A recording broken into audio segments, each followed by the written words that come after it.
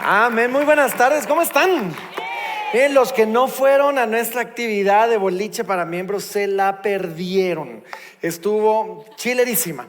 Pero bueno, pasando a la palabra el día de hoy, estamos en una serie que no es serie, porque realmente estamos técnicamente fuera de serie. Vamos a comenzar una nueva serie la próxima semana, estudiando, y déjenme hacer el anuncio, estudiando un personaje bíblico. Todos los años estudiamos un personaje bíblico, y este año vamos a estudiar a uno que ni se imaginan.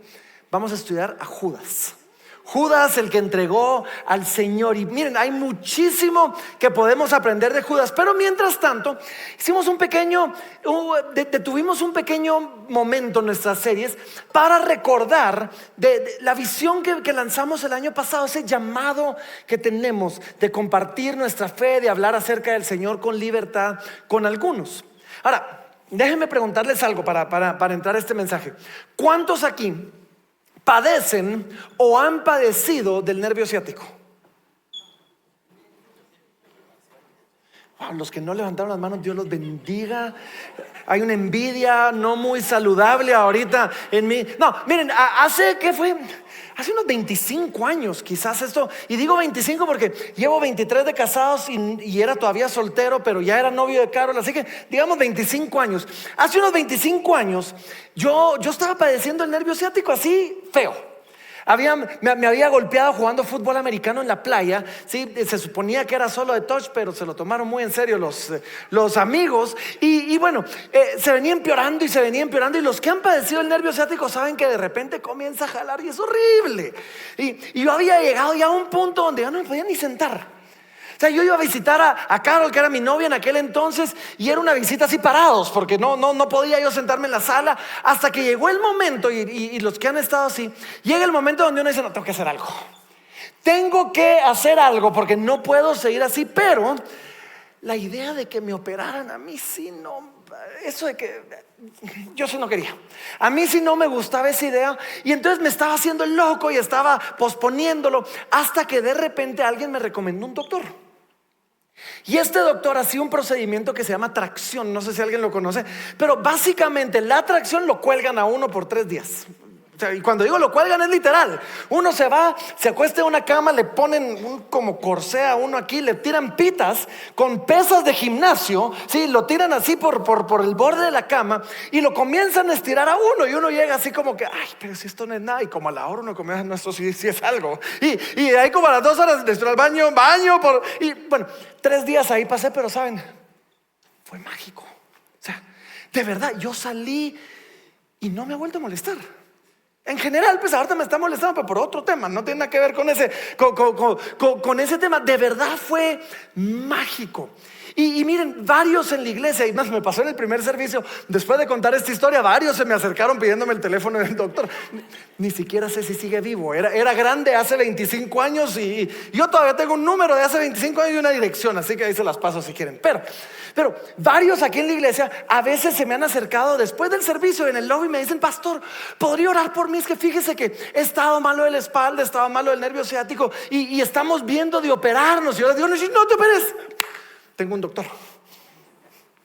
Y les digo: apuntá el número. No, les digo lo mismo, no sé si sigue vivo, qué sé yo. Y alguien me dijo que lo había encontrado, así que tal vez sí sigue por ahí. Pero les digo: porfa, antes de operarte, anda a que te revisen. Este doctor es lo máximo. Y pareciera que me pagaran comisión. O sea, de verdad, y no me pagan comisión, se los prometo, pero pareciera que me pagaran comisión por recomendarlo. Ahora, ¿a dónde voy con esto? ¿Alguna vez ustedes han experimentado algo que les funciona, algo que les gusta, y no pueden dejar de recomendarlo? Tal vez fueron al cine, tal vez fueron a una obra de teatro y les gustó tanto la película que de verdad pareciera que son los publicistas de la película. Vos es que tenés que ir a ver esta película. Sí, no, es que yo no soy muy de cine. No, anda al cine, la tenés que ver, no te vas a arrepentir. Y uno: pues voy a ver la película, pues está bueno, tranquilo, ¿verdad? O tal vez uno va a comer a un restaurante y van a comer a un restaurante y les gustó tanto que inmediatamente sacan el teléfono, ahí están tomándole foto a la comida y tienen que probar tal y tal restaurante, publicado en todas sus redes sociales. Para algunos tal vez es un viaje hicieron un viaje y fue tan significativo y tan lindo, y regresaron enamorados del lugar que de verdad están ya, todo el mundo ahora se quiere ir de viaje donde ustedes se fueron. Y a todos nos pasa, ya sea un colegio, o si es un curso, o si es un gimnasio, o si es un entrenador. Pero aquello que nos gusta, aquello que nos apasiona, aquello que nos ha funcionado, no solo lo recomendamos, no, lo defendemos. Y hemos aprendido a defenderlo y discutimos apasionadamente con cualquiera que nos quiera decir lo contrario. Todos tenemos algo así. Ven, conmigo es, díganme lo que quieran de lo que quieran, pero no se metan con el Señor de los Anillos. ¿Por qué? Porque el Señor de los Anillos, vi las películas en el cine. Después vimos las películas en DVD. Después compramos las películas del DVD extendido. Leí los libros. Después vimos el Hobbit. Leí el libro del Hobbit. Ya vi los anillos o sea, no se metan con el Señor de los Anillos. Tengo mi suéter, pregúntale a Carol. Todas las noches yo duermo con mi suéter del Señor de los Anillos. Y tengo mi gorra de nieve que no he podido estrenar porque no hay nieve aquí en Guatemala. Pero tengo mi gorra de nieve del Señor de los Anillos. Me encanta el Señor de los Anillos. No se metan con el Señor de los Anillos, ¿sí? Pero para algunos no se metan con mi equipo. Ahora, yo no soy muy apasionado del fútbol, pero hay algunos que, Señor Jesús, o sea, en serio, se saben la historia del equipo, se saben la historia de cada jugador, el récord. Si yo les pregunto cuántos goles metió Messi hace 10 años, me lo pueden decir, pero ya. No saben cuánto pesó, no, Ronaldo dicen por aquí. No saben cuánto pesó su hijo cuando nació, pero saben cuántos goles metió Messi en el campeonato, qué sé yo, verá, o Ronaldo, saben cómo van en la tabla, saben cuántos puntos necesitan, o sea, saben exactamente en qué posición van en el campeonato.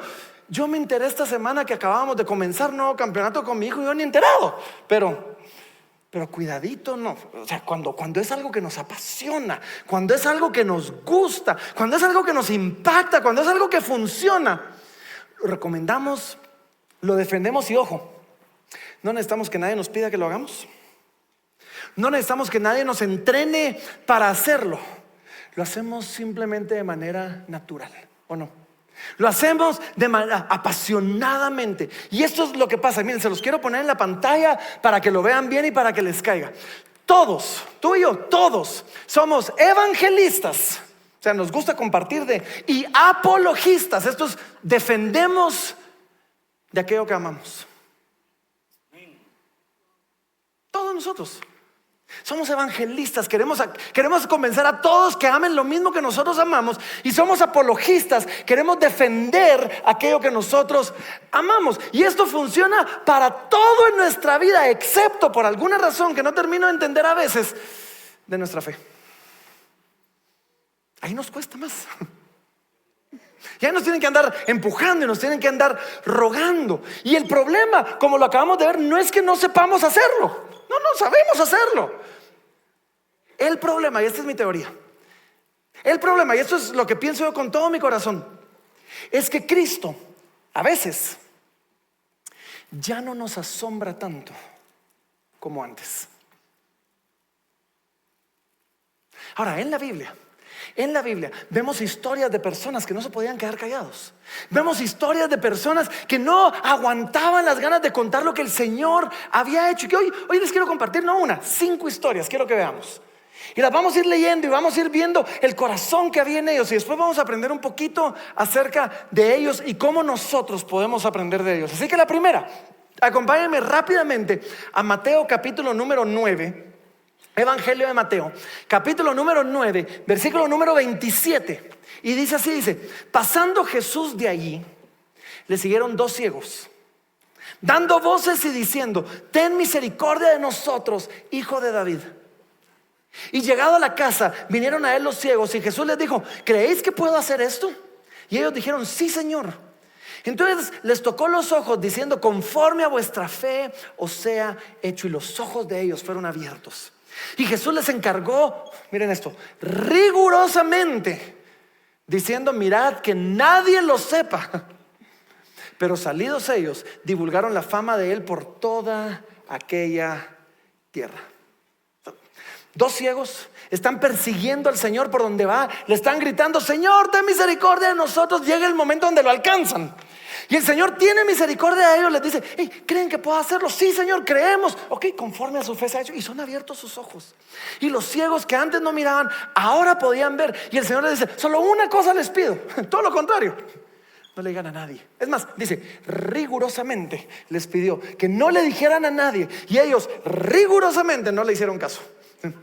Porque dice así: pero salidos ellos divulgaron la fama de él por toda aquella tierra.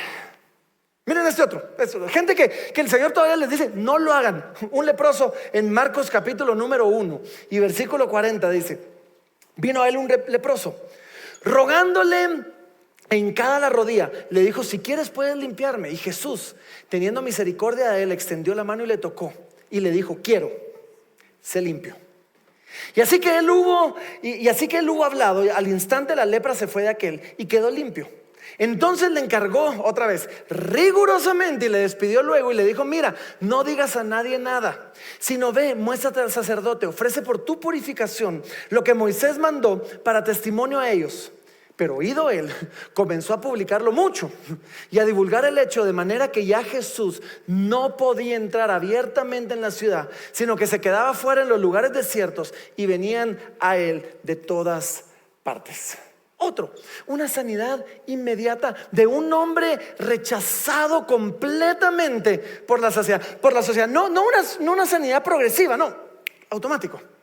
Y es que los leprosos no solo tenían enfermedad, los leprosos era un caso bien particular, porque el leproso era un rechazado social. Si un leproso en aquel entonces entraba en un lugar como este, él tenía que abrir la puerta y al nomás entrar y ver que había gente, él tenía que gritar: inmundo, inmundo, para que todos se quitaran y él pasara solito.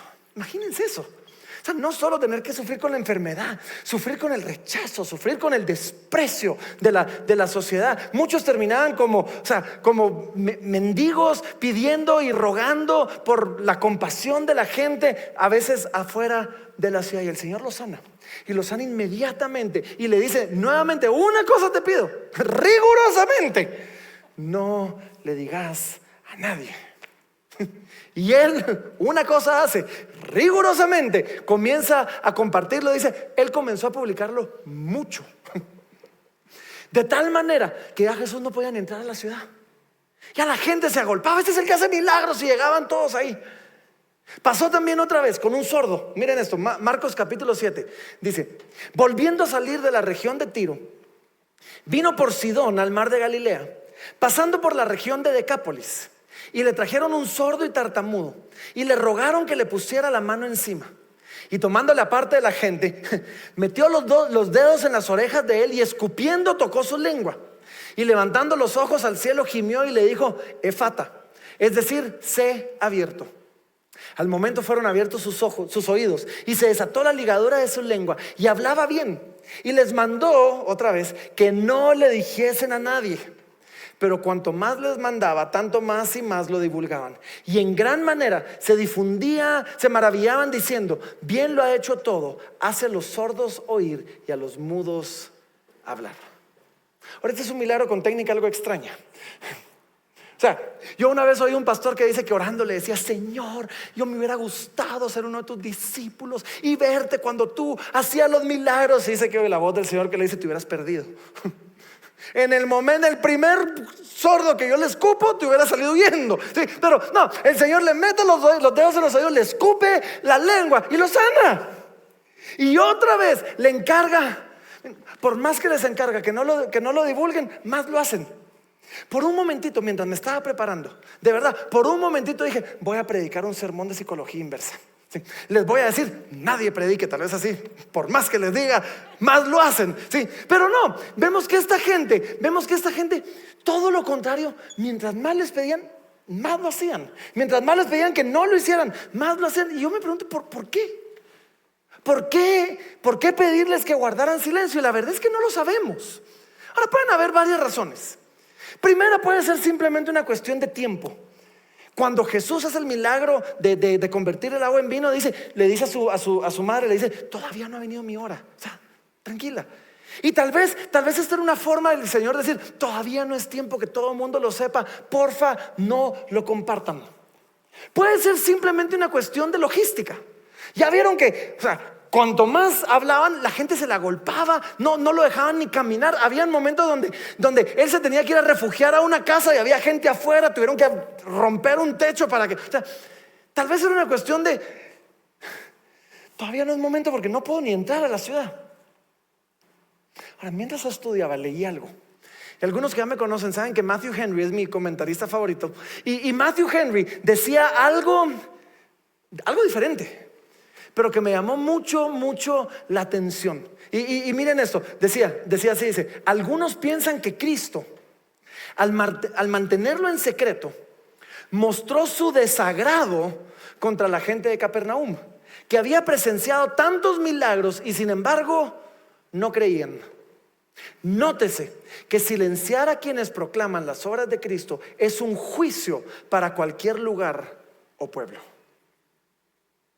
Miren esto. Y yo no estoy seguro si esta es la razón, y quizás no lo sea, pero si es, qué grueso. O sea, qué grueso esto. O sea, negarle a alguien el escuchar de Cristo es un juicio, es una condenación para ese alguien. Ahora, Jesús está en su derecho de hacerlo, pero tú y yo no tenemos ese derecho. Pero lo que está diciendo es que cuando nosotros nos callamos la boca y cuando le negamos a alguien escuchar de la obra de Cristo, estamos trayendo un juicio, estamos trayendo una condenación sobre esa persona. Ahora, el punto que quiero hacer con estas historias no es desobedezcan a Jesús, y si Él dice no lo hagan, háganlo. No, este no es el punto. El punto que yo quiero hacer es simplemente esto: cuando alguien ha estado ciego y ahora ve, cuando alguien ha estado enfermo y quizás ha sido rechazado y ahora es restaurado y es restituido, no solo en su salud sino a su comunidad. Cuando alguien ha estado sordo y mudo y ahora puede escuchar y puede hablar, no puede quedarse callado, no logra quedarse callado. Ahora, hubo gente que habló y compartió de lo que el Señor hizo, pero a ellos sí les pidió el Señor que lo hicieran. Y es increíble cómo lo hacen, y lo hacen mucho más allá de lo que el Señor les pide. Hay una historia, y ustedes la conocen, así que no se las voy a leer toda, pero un hombre que se conoce como el endemoniado gadareno. El endemoniado gadareno era un hombre que estaba endemoniado, estaba re endemoniado. O sea, una legión de demonios estaba sobre él. Y había sido, no sabían qué hacer con él. Él vivía en los sepulcros, dice, y se metía ahí entre las tumbas, en los cementerios, arrastrando cadenas con las que lo habían tratado de amarrar, pero no habían podido. Y de repente tiene un encuentro con el Señor, y el Señor le echa fuera la legión de demonios, y él queda completamente transformado. Y miren lo que pasa, Marcos capítulo 5, y dice: y al entrar él, Jesús, en la barca, el que había estado endemoniado le rogaba que le dejase estar con él. Mas Jesús no se lo permitió, sino que le dijo: vete a tu casa, a los tuyos, y cuéntales cuán grandes cosas el Señor ha hecho contigo y cómo ha tenido misericordia de ti. Y él se fue y comenzó a publicar en Decápolis cuán grandes cosas había hecho Jesús con él, y todos se maravillaban. Ahora, no solo comienza a publicarlo, dice, lo comienza a publicar en Decápolis. Y esto tal vez no nos dice a nosotros mucho, pero Decápolis significa Deca 10. Y la parte de polis, que metrópolis es, o sea, esta es una región de 10 ciudades. Y dice que él comienza a publicarlo por todas estas 10 ciudades, no solo en su casa. Wow, va mucho más allá. 10 ciudades impactadas por sus testimonios. Y un hombre que no tenía estudios teológicos, había sido rechazado toda su vida, no sabía cómo compartir con la gente. Lo único que tenía a su favor era que había tenido un encuentro con el poder de Dios, que había tenido un encuentro con el Hijo de Dios. Y ese encuentro había sido tan increíble que le había cambiado la vida. Una historia más, una más, y después voy a mi punto. Hay una historia de una mujer, y muchos la conocen como la mujer samaritana. Ahora, esta era una mujer rechazada socialmente porque tenía un pasado turbio. Tenía un pasado que muchos tildaban de promiscuo y de pecador. Y había llegado a tal punto su rechazo que ella iba a sacar agua al pozo a mediodía, cuando el sol pegaba más duro y cuando nadie llegaba, porque era el único momento donde ella podía ir en paz. Porque a donde ella iba, seguramente ella escuchaba el murmullo en su contra. Ay, vino aquella. O sea, era como llevar esta letra escarlata. La mujer adúltera. Y Jesús en algún momento le dice: anda a traer a tu marido. No tengo marido. Claro que no tenés marido. Le dice: 5 has tenido. Y el que ahora tenés ni siquiera es tu marido. Y ella se topa con Jesús. Y quizás en este caso no hubo una sanidad física. Quizás no hubo una ceguera, una parálisis o algo así. Pero hubo una sanidad del alma. Por primera vez, no solo alguien le habla y le habla bien. Alguien conociendo su historia, conociendo todo acerca de su corazón, le escucha. Y aun cuando sabe lo que pasó, no la juzga ni la condena. Y ella está tan impactada y tan agradecida que se va de regreso. Se va de regreso a su pueblo. Y miren lo que pasa. Juan capítulo 4 y versículo 39 dice: y muchos de los samaritanos de aquella ciudad creyeron en él, en Jesús, por la palabra de la mujer que daba testimonio diciendo: me dijo todo lo que he hecho.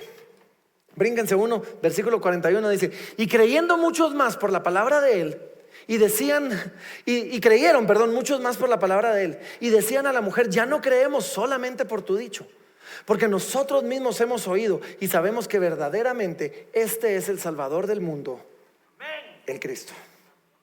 Ahora, miren, la pasión de esta gente, estos 5 casos que les acabo de contar, la pasión de estas 5 personas por compartir la obra de Jesús, la pasión por anunciar o sea, no solo donde los llamaron, sino por todos lados. La pasión de ellos no vino de un entrenamiento teológico. No vino de que ellos fueron entrenados teológicamente, que recibieron el curso de evangelismo y ahora ya saben usar la pulserita de 5 colores. O sea, la pasión que ellos tenían no vino porque ahora ellos tienen un diploma donde aprendieron la apología y cómo defender la fe. No, la pasión de ellos vino porque tuvieron un encuentro real con el Hijo de Dios. Ahora, porfa, si tienen la oportunidad, entrénense teológicamente. Si tienen la oportunidad, saquen el diploma de apología y aprendan a usar la pulserita. Por favor, no hay nada de malo con eso. Pero el punto es esto: lo único que realmente necesitamos es habernos encontrado con Dios, es haber experimentado su gracia, es haber experimentado su misericordia, haber visto su poder transformando nuestras vidas. Y eso es más que suficiente para convertirnos en increíbles evangelistas y en grandes apologistas de la fe. Y miren, entre ellos y nosotros hay una diferencia, hay un contraste terrible. Solo piénsenlo. Por un lado, ellos no tenían la Biblia, no tenían las escrituras. No había imprenta, no estaba accesible a todos. Uno quería leer las escrituras, había que ir al templo. Y había una copia, no en todos los templos, pero había una copia y estaba guardada no, solo cuando la leía el sacerdote. Y no solo eso, estaban oprimidos por el imperio romano, estaban oprimidos por los judíos que no querían que se hablara acerca de Jesús, por la élite judía, y ellos apenas entendían lo que estaba pasando. No sabían ni quién era Jesús. Había alguien haciendo milagros y algunos decían que era el Cristo, pero saber. Y esta era una gente, no habían sido formalmente comisionados y nadie los presionó a hacerlo. Ahora nosotros, por el otro lado, no solo tenemos acceso a la Biblia, la tenemos en nuestros teléfonos, podemos ir a la librería y comprar no una, 100 Biblias si queremos. Y en nuestro teléfono ahí tenemos todas las versiones y hasta podemos programar que el fondo de pantalla nos cambie cada media hora o cada 10 minutos o cada cuanto tiempo querramos con un nuevo versículo bíblico. Y tenemos libertad.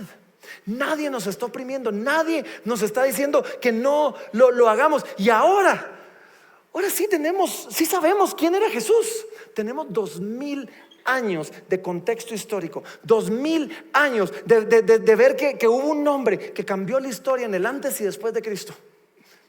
Tenemos, no solo eso, muchos aquí han crecido en hogares cristianos. Sin duda hemos crecido en una nación cristiana. donde el cristianismo está desde nuestra constitución hasta los colegios, en todas partes. Muchos pues ya pertenecen, gloria a Dios, aquí están, a una iglesia establecida, y con todo lo que tenemos a nuestro favor, nos quedamos callados y nos tienen que rogar, ¿sí? Cada cierto tiempo necesitamos un recordatorio y un poquito de culpabilidad para ver si tal vez así logramos hacer algo. Y si yo hice bien mi trabajo hoy, tal vez van a salir con un poquito de culpabilidad para ver. No, pero ¿qué contraste? Ahora, ¿será que no lo sabemos hacer? Ya vimos que todos sabemos hacerlo cuando amamos algo. ¿Será que no sabemos que debemos hacerlo? Creo que todos aquí sabemos la importancia y el llamado que tenemos de hacerlo. Entonces, ¿qué es lo que nos pasa? Yo tengo una teoría. Mi teoría es esta: en algún momento perdimos el asombro por lo que Él ha hecho por nosotros. En algún momento nos acostumbramos tanto a un estilo de vida que incluye, aunque no es gobernado por, pero que incluye la religión, que incluye el cristianismo, que incluye a Jesús, que ya lo vemos como algo de todos los días. Tomamos por sentado verdades increíbles como el hecho de que somos hijos de Dios. Sí, todos somos hijos de Dios, que ya dejaron de impactarnos de la realidad de lo que eso de verdad significa. Y otra vez nos acostumbramos, y simplemente ya nos acostumbramos a la gracia y perdimos la urgencia. Así que ven, hoy, en lugar de darles duro con el llamado que tenemos, y en lugar de presionarlos con la misión que nos fue encomendada, quiero tomar mis últimos momentos de hoy simplemente para que volvamos a ver a Cristo y lo que Él ha hecho. Y saben, mi oración toda esta semana, bueno, hace 15 días que escribí esto, así que desde hace los últimos 15 días, y la oración por los servidores, por todos nosotros hoy es esta: Señor, que podamos verte a ti y que nuestro corazón pueda volver a abrazar y a apreciar lo que tú has hecho por nosotros. Así que déjenme compartirles qué es lo que Jesús ha hecho por nosotros. Número uno, y tal vez para muchos esto es nuevo, y para la mayoría es solo un recordatorio, pero es un buen recordatorio. Número uno, Él nos amó a pesar de nuestros pecados. Uno de mis versículos favoritos de toda la Biblia, Romanos capítulo número 5 y versículo número 8, nos dice a nosotros esto: dice, mas Dios muestra su amor para con nosotros, en que siendo aún pecadores, Cristo murió por nosotros. ¿Sabes? Debemos detenernos por algún momentito y decir: hey, siendo pecadores, estando en un lugar apartados de Dios, estando en una situación donde tal vez ni nos interesaba nada de Dios, en medio del pecado, algunos de nosotros aún tal vez el día de hoy, Vicente lo decía hace un momentito, hey, si tú veniste en pecado y no te rehusas a arrepentirse, algunos aquí están en pecado, se rehúsan a arrepentirse, no quieren que nadie les diga nada, aún así Él te ama. Y aún así Él dio su vida por ti, y aún así Él se entregó completamente por ti. Él sabía lo que habías hecho y aún así te amó. Él sabía lo que ibas a hacer, Él sabe lo que vas a hacer, y aún así dio su vida por ti. No esperó a que tuviéramos todo en orden, no esperó a que ordenáramos nuestra vida, limpiáramos nos limpiáramos. No, así, chucos donde estábamos, ahí nos agarró, no nos puso condiciones, simplemente nos amó. Y no solo eso, no solo nos amó a pesar de nuestros pecados. Número dos, Él tomó la iniciativa en buscarnos. Y esto es maravilloso. En 1 Juan 4:19 dice: nosotros le amamos a Él porque Él nos amó primero. Y es que hay algo en nuestros corazones, y tal vez no lo decimos así, no podríamos expresarlo o no sabríamos expresarlo así, pero muchos creemos que nosotros nos esforzamos y amamos a Dios, y entonces como lo buscamos y teníamos tanta pasión por Él, entonces Él nos amó. No, Él nos amó a nosotros primero, cuando nosotros no teníamos ni un mínimo poquito de interés por Él. Él nos amó cuando yo ni sabía que lo necesitaba ni quería necesitarlo. Él me amó cuando yo no quería nada con Él, y no se quedó de brazos cruzados esperando a que yo le buscara. Él dejó su trono, Él dejó su gloria, Él vino a la tierra, me fue a buscar. Él me amó, y su amor es lo que comenzó a derretir el hielo de mi corazón, para que mi corazón entonces ahora pudiera responder y ver lo increíble que es Él, y amarlo yo a Él de regreso. Número 3, Él cargó con nuestra culpa. Ahora miren lo que dice 2 Corintios 5:21, dice: el que no conoció pecado, por nosotros lo hizo pecado, para que nosotros fuésemos hechos justicia de Dios en Él. Y miren, esto es increíble, y esto es algo que a veces no entendemos, pero es maravilloso, porque entendemos la idea de que nos perdonó, pero es que en Cristo no solo fuimos perdonados. O sea, si nuestro pecado nos pone en negativo, el perdón nos pone a 0. Pero Él hizo más que eso. Él no le bastó solo decir: ok, ya te perdoné, ya te puse a 0, ahora no te vuelvas a hundir. No, Él agarró y dijo: tu culpa, tu pecado, lo que te hizo estar en negativo, lo voy a agarrar yo sobre mí. Y Él fue juzgado por Dios el Padre como si Él hubiera cometido todos nuestros pecados. Y después en la cruz pasa lo que Lutero, creo que el Lutero era, decía: el intercambio divino. Porque en la cruz Él agarra mis pecados y es juzgado por ellos, pero Él agarra su justicia y me la pone a mí. Eso significa, no solo me pasa de negativo a 0, ahora me pone su justicia y me pone en positivo. De tal manera que ahora cuando Dios el Padre me mira, ve la justicia de Cristo en mí, y me ve ya no solo como alguien que pecó, ya no solo como alguien perdonado, me ve como alguien que ha vivido una vida justa y una vida recta, porque Él ve la justicia de Cristo en mí. O sea,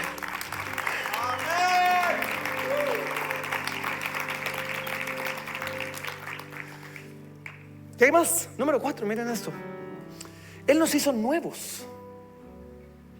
2 Corintios 5:17 dice así: de modo que el que esté en Cristo, que si alguno está en Cristo, nueva criatura es. Las cosas viejas pasaron, he aquí todas son hechas nuevas. Esto es la forma en que el apóstol Pablo nos dice: sin importar tu pasado, sin importar tu pecado, sin importar qué tan lejos estabas, sin importar qué tan apartado te fuiste, sin importar qué tanto le escupiste el rostro a Dios, Él te voltea a ver y te dice: nada de eso me importa, ahora tú eres nuevo. Ustedes no saben cuánta gente se me acerca: pastor, es que si usted supiera lo que yo he hecho. Yo les digo: ¿qué me importa? De verdad no me importa. Tú eres una nueva criatura en Cristo. Las cosas viejas pasaron, somos una nueva criatura en Cristo. Todo fue hecho nuevo. Y ahora, sin importar qué tan lejos nos fuimos, Él no solo limpia nuestro pecado, Él no solo redime nuestro pasado, Él asegura nuestro futuro, porque somos una nueva criatura. En el número 5, miren esto, y esta es quizás la que más tomamos por sentado, y es que Él nos adoptó.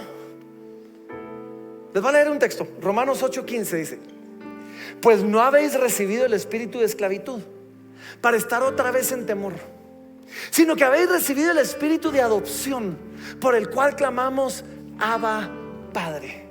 Ahora, Abba es más que un grupo musical. Abba es papi, es papito, es una expresión tierna, dulce, de cariño, como cuando un hijo te dice papi.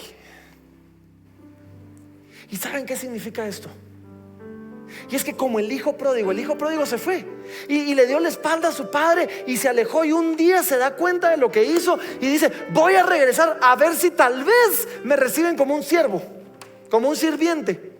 Y cuando llega se encuentra con la sorpresa de que su padre no solo lo recibe, sino le dice: siervo, no, tú eres mi hijo. Yo no te quiero atendiendo la mesa, yo te quiero sentado en la mesa conmigo. Tú eres uno más de la familia. Porque algunos se imaginan que tal vez Dios nos perdona, sí, nos limpia y después nos dice: va, andate pues, tranquilo ya. No, nos perdonó, nos limpió y nos hizo familia. Y nuevamente muchas veces decimos cosas como todos somos hijos de Dios. No es lo que la Biblia enseña. Todos somos criaturas de Dios. Pero a los que creen, a los que le han recibido, a ellos les dio la potestad de ser hechos hijos de Dios, de sentarse en su mesa, de llamarle Padre y de saber que no solo somos perdonados y limpiados, se nos dio un privilegio que estoy seguro no entendemos. Y saben, podría seguir y tengo un montón de cosas teológicamente profundas para todos nosotros. Y lo que acabo de decir, estas 5 cosas aplican para todos nosotros. Pero hay algunas cosas que Dios ha hecho específicamente para ti. Y quizás hay obras que Dios ha hecho que tal vez no las ha hecho por todo, pero las hizo por ti. O sea, yo conozco gente, algunos que dicen, mira, es que yo crecí y nunca me sentí amado, nunca me sentí aceptado, por más que yo hacía y por más que yo trataba de impresionar. Si mucho me daban una palmadita en la espalda, pero jamás me sentí verdaderamente amado hasta que conocí a Cristo. Y hay otros que dicen, yo viví una vida sin rumbo, sin dirección, sin propósito. Vivía porque estaba vivo, pero no había pasión, no había propósito en mi vida. No me sentía que era parte de nada. Y de repente encontré a Cristo. Y ahora soy parte de algo. Soy parte de su familia, soy parte de su iglesia, soy parte de algo más grande que yo. Soy parte de una misión donde ahora a través de entendí que Dios me usa para escribir su historia. Es algo que nunca había experimentado antes. Algunos vinieron de verdad rotos y se habían alejado, y en su rebeldía contra Dios terminaron adictos, terminaron rotos, habían traicionado a su familia, a sus amigos, y llegaron al punto donde habían topado fondo, donde de verdad estaban solos porque ya nadie los soportaba. Y estando ahí rotos, el Señor los alcanzó, y de una manera que no saben explicar, pero tampoco pueden negar, Dios transformó completamente sus vidas, sus corazones, sus prioridades, y ahora son nuevos. Me recuerdo, hace algún tiempo estábamos en una actividad y alguien pasó a dar su testimonio, y comienza a dar ese testimonio así grueso, pero cuando les digo de esos que uno dice, no hay policía por aquí, porque ese tiene que confesar pecados y crímenes, ¿verdad? Pero estando en esas, de repente me recuerdo que terminando se voltea y les dice a todos, y sí, para los que lo están dudando, soy fulano de tal. Ustedes me conocieron antes, pero este es uno diferente. Algunos vinieron con matrimonios rotos. Wow. O sea, ya no había esperanza, y quizás hoy siguen luchando, pero ya hay luz al final del túnel. O ya hay esperanza para ustedes. Ahora, yo no le estoy pidiendo que se inventen algo. El Señor no necesita que nos inventemos nada. Su obra es increíble sin que nosotros le sumemos. O sea, no tenemos que forzar nada. Solo les pido que por un momentito nos detengamos y veamos su obra, lo que Él ha hecho, lo veamos en su palabra. Y veamos su obra, lo que Él ha hecho, lo veamos en nuestras vidas. Y cuando vemos eso, mi oración es que el Señor comienza a despertar una pasión en nosotros, y que seamos como esos personajes bíblicos que no se pudieron quedar callados. Solo que a diferencia de ellos, el Señor les dijo a algunos, no digan nada, y a nosotros nos dice el Señor, vayan por todo el mundo, prediquen el evangelio a toda criatura, porque es importante y es urgente. O sea, no se trata de que hablen por presión, es que en la iglesia van a regañar si yo no predico. No se trata de eso, ¿sí? Sino que nuestro asombro y nuestra gratitud por lo que Él ha hecho sea tan grande que no nos podamos quedar callados. De eso se trata. Ahora, el año pasado y la semana pasada, Vicente hizo un trabajo excelente en hablarnos de esa visión, en recordarnos de la visión que lanzamos del +1. La idea del +1 era, no tienen que salir aquí a transformar Guatemala. No tienen que salir a repartir volantes a todo su vecindario, ni tienen que repartirle ahora en todo el condominio. Agarren a uno, y oren por uno. Y lo primero que tenemos que hacer es orar por ese uno. Ahora, cuando oramos por ese uno, no es un uno genérico, no es un uno simbólico, no, ese uno tiene nombre y tiene apellido.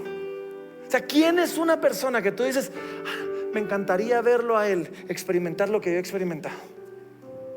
Y comienzo a orar por ese uno. Ora por ese uno. Y después de orar por ese uno, ahora inviertes en ese uno. Lo llamas, lo invitas a un café, lo escuchas, pasas tiempo con esa persona. Y conforme pasa el tiempo, tal vez te vas a ganar el derecho de que él te permita también contarle tu historia. Y entonces compartes tu historia con ese uno. ¿Sí? Compartes tu historia. Y no inventas, no exageras. No necesitas tratados o estudios teológicos. Solo cuentas lo que Jesús hizo en ti, lo que Jesús hizo por ti. Y finalmente invitas a ese uno. Lo invitas de primero, pues tal vez lo invitas a tu casa, tal vez lo invitas a tu grupo, tal vez lo invitas a la iglesia. Tal vez alguno dice, yo no sé ni qué decir. Bueno, algunos discípulos tampoco sabían y entonces le dijeron, ven y ve, o sea, que alguien más se lo explique, pero yo te voy a llevar para que alguien más se lo explique. Y cuando nosotros comenzamos a no solo a ver lo que Él hizo por nosotros, sino ahora experimentar el privilegio que tenemos de que Él nos use a nosotros para hacer su obra en otros. A los discípulos los trataron de callar un día y los agarraron y los metieron presos, y estando presos los azotaron, dice, y les dijeron con muchas amenazas que no hablaran. ¿Y saben cuál fue su respuesta? En Hechos capítulo número 4 y versículo 20, ellos dijeron, no podemos dejar de decir lo que hemos visto y oído. Esa es mi oración para nosotros. No que lo hagamos por culpabilidad o por presión, es que no podamos dejar de hablar de lo que hemos visto y de lo que hemos oído, que estemos tan conectados con lo que Él hizo por nosotros, que nuestro anhelo sea que todos lo experimenten. Y así que hoy, y miren, ya con esto terminé. Y así que hoy vamos a terminar este tiempo orando como lo hacemos siempre, y vamos a terminar este tiempo adorando como lo hacemos cada semana. Pero vamos a repetir una canción que escogimos muy específicamente para este momento. Pónganse de pie, si pueden hacerlo cómodamente, pónganse de pie ahí donde están.